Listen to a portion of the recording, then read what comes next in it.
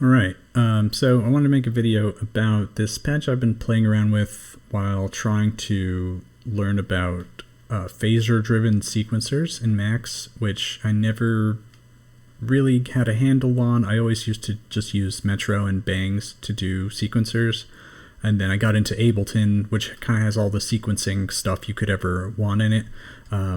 But then I got into all this Phillp Meyer phasor-driven sequencer stuff. His tutorials are really cool, and this rhythm and time toolkit is very cool.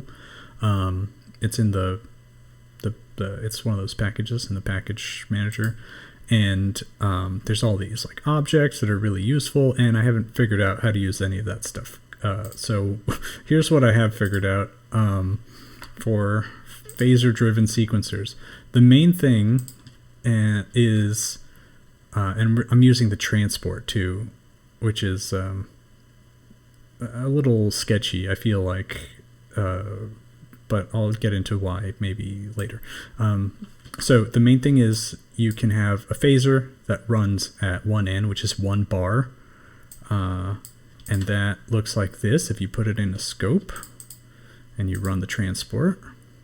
Right, that wave is just going up, 0 to 1, and then you can use rate to slow that down. So this is what I call 2 bars, right? It's 2 bars of whatever our tempo is here.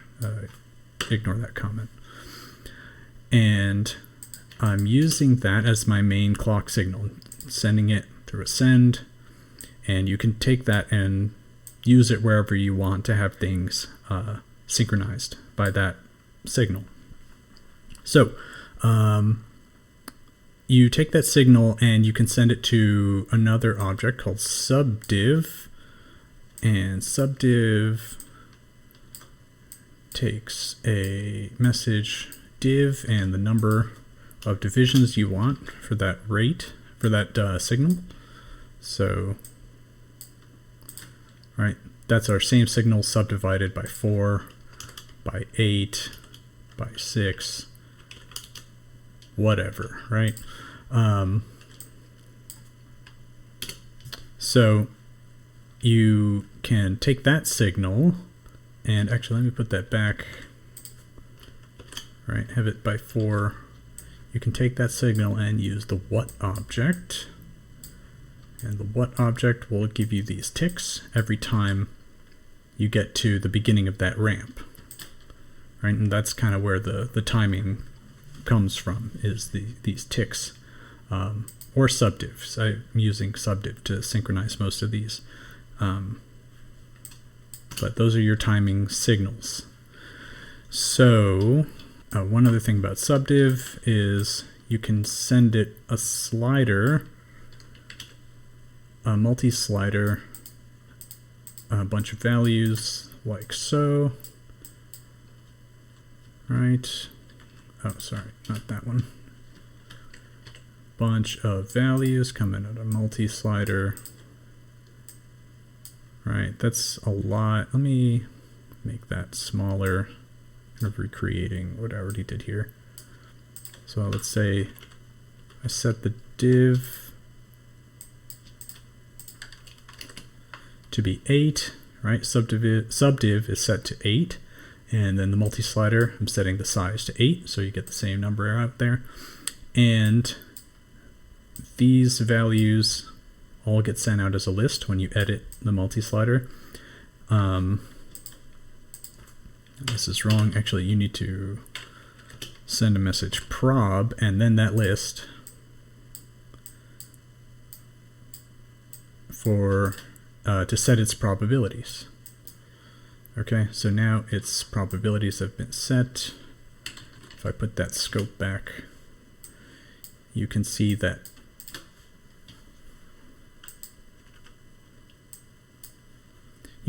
sometimes it goes off and sometimes it doesn't, and that's just based on these probabilities. If you set it all to 1, it's going, all 0, nothing, and then here, you know, sometimes on the 1.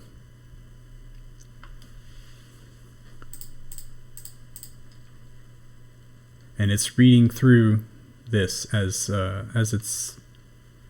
it follows along the phasor.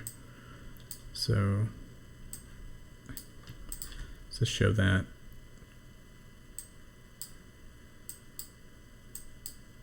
Like at the beginning here, you're always going to get 1 when the phasor resets, because on the 1, the probability is 1. Here you'll sometimes get some as it goes through it. Okay, and what that means is then you get ticks that are set off by probability.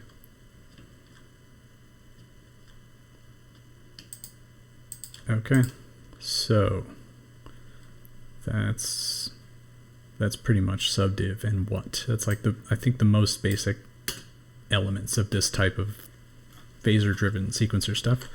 So all I'm doing is using that tick from what that's going into ramp smooth, which, let me do the scope again. Need the scope to understand any of this stuff. So here's the ticks. And ramp smooth, you just send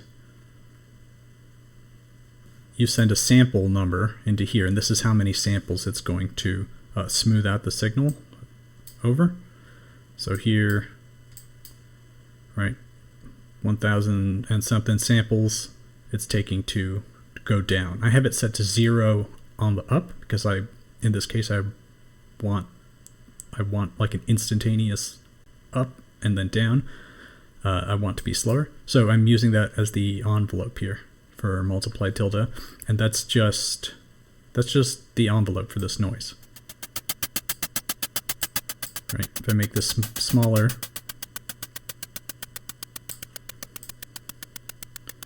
you get a little tick.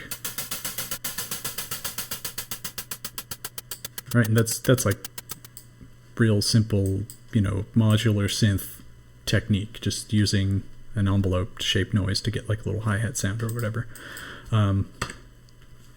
That's like the most basic thing I could come up with, and that syncs up really well with whatever other sound sources you have, as long as they're triggered by the same clock signal, as long as they're all running along to the same clock signal, the sync will be pretty good. So the next thing I wanted to try was playing a sample, and I came up with this first, where I had a wave tilde and a buffer, and I have a sample in the buffer, and using that same subdiv setup here to trigger this sample. The only issue with this is as you speed it up and slow it down,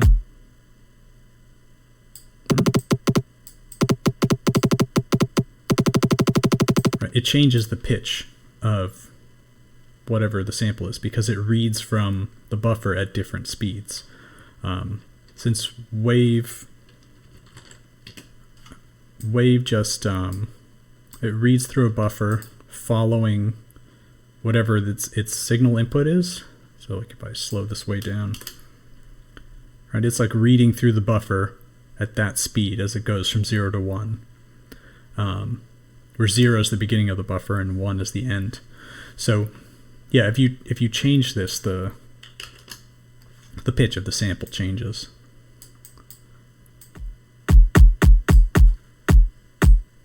I mean, that's not so bad. You can find samples that are at the whatever pitch you want, just like put a bunch of different samples in and find what works.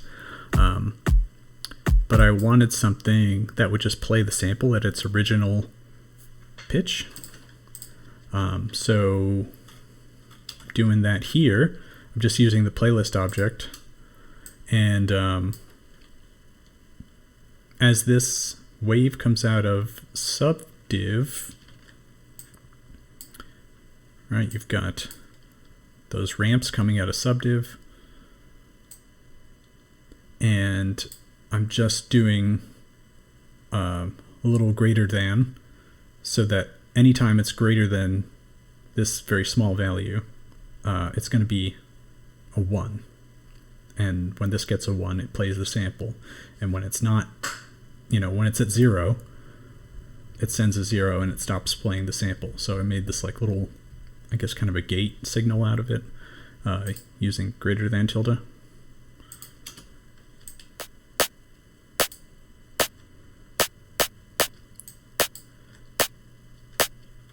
And here I have it set so that it's like just a repeating pattern. The probabilities are either 1 or 0 here.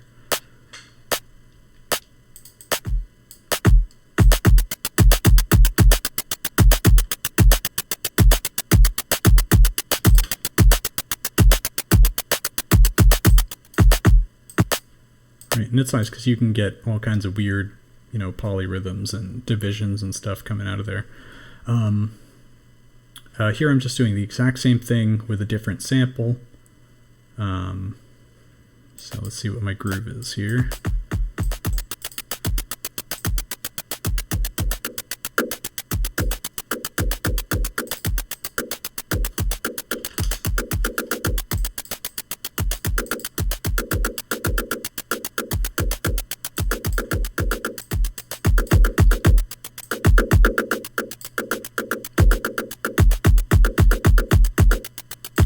Alright, doesn't sound amazing. I'm just trying stuff out with random little samples that I have. And then I wanted to kind of quickly add some other layer here using a plugin. I wanted to see if I could get, some MIDI instruments playing in time. So here I'm using Synth Master. It's just some random synth VST. It's got like some decent little presets in there, and I have some chords saved in this call that I played in with MIDI. I just played them on a keyboard and then I saved them into the call, and then this phasor is locked to the transport the same way this one is, and I've got the rate coming out of there, slowing it down. I changed it to 2. I've got what sending a tick, and then edge tilde it turns that tick into a bang. And then I've got like a little gate. I have the gate open right now, and that bang sends a random number to the call, and then that spits out the chord. Basically, I'm doing ZL so that it sends out all the notes of the chord, and then make note takes all of those and whatever sends the MIDI messages to VST. So that should be playing somewhat in time. I feel like as soon as you go from signal stuff to MIDI and bangs, then you start getting you lose that sync. So this should be happening, I think, on every... Oof.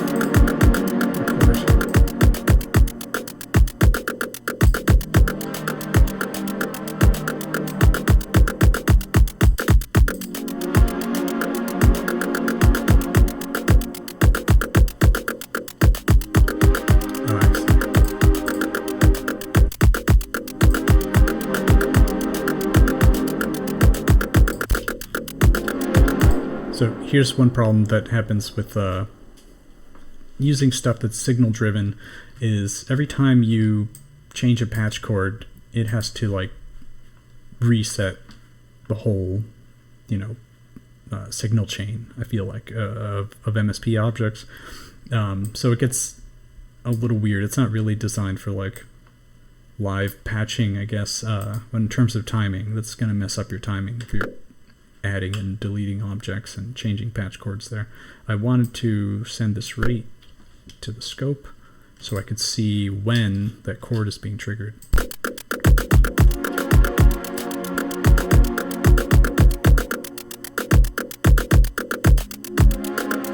So yeah, that's pretty accurate, I'd say. I only have it happening on like every other bar.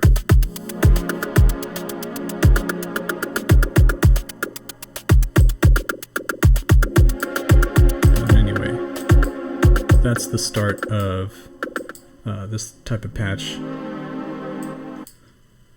That's as far as I got with this kind of stuff. I'm hoping to have like a pretty expansive, performance patch that I can hopefully tie into all the jitter stuff that I made videos about. I haven't made a video in a while because there's just a lot of stuff going on. But I don't know. There's a video.